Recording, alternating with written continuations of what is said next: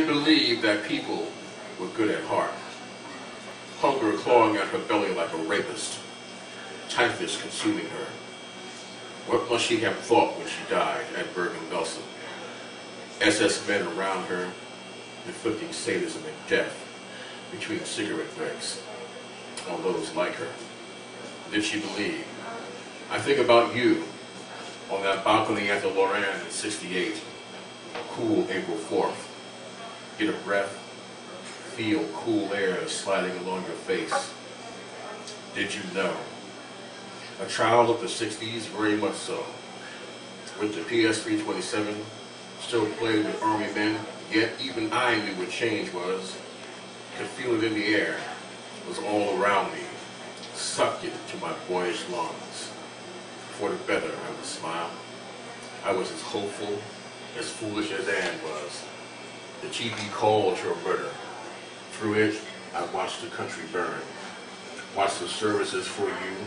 Watched people high and low praise you. And others damn you. Don't even have time to draw breath when RFK died.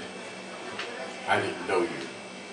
Surely didn't know RFK. And Anne was 20 plus years dead when I went to high school, junior high, in '69. Didn't read her diary till high school, but the air was foul.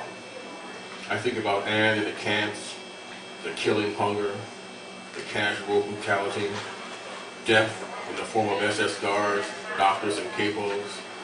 I think about you, the 200 years when we were cattle, the 100 years of murder and terror following the war between the states.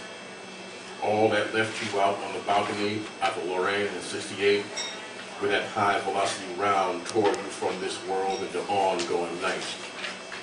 Easy to say that Anne died in typhus, but she was murdered, just as you were. This world's become smaller and meaner since those days.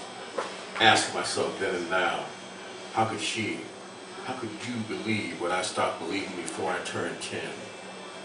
Still, for the better is floating around somewhere in me.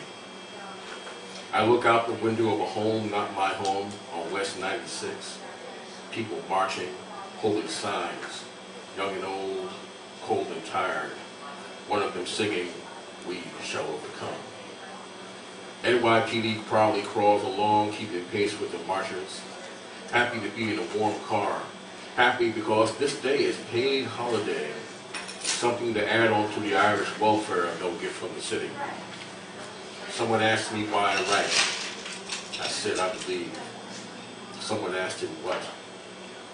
I said, that's why I write, to find out what I believe in. Marchers march, I write, and your day is paid holiday time for government workers. I want to believe. I don't. So I look for it with paper and pen, just after I feed the dogs. Took you as his wife? Yes. He's a man. Yes, she said. What is it you want? Love, but not what you're thinking of. I want to sit with you and talk with you, or not talk at all. Be held by you. I want to close my eyes, lay my head on your chest, and sleep. Your heart beating in my ears. Want to be safe with you. Can I be safe with you? Yes, he said. Then he asked, will we ever make love? No. He said, holding her face in his hands, look, I know you're not a bug chaser. You would not be talking. They want to die. They think there's joy in the end, so in love with death. They're looking around to fuck broken angels. But there's no joy, no adventure, just death. Too fucking stupid and horny to see or care. That's not me, he says. Her hand on his chest, feeling the life in him. I know, she says. You protect yourself.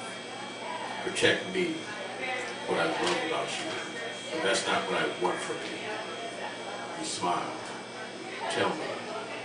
I want another kind of loving from you. to be strong when I'm waiting to see me, to stand with me or lie with me, shout with me and be quiet with me. And no sex, he said, smiling. She laughed. That, she said, is for my husband. Does he know? He understands. Later on, he met me for coffee and conversing. Asked him, what you going to do? He said, I'm hers. I'm her turtles. I smiled, said what I've said and felt before. Love something.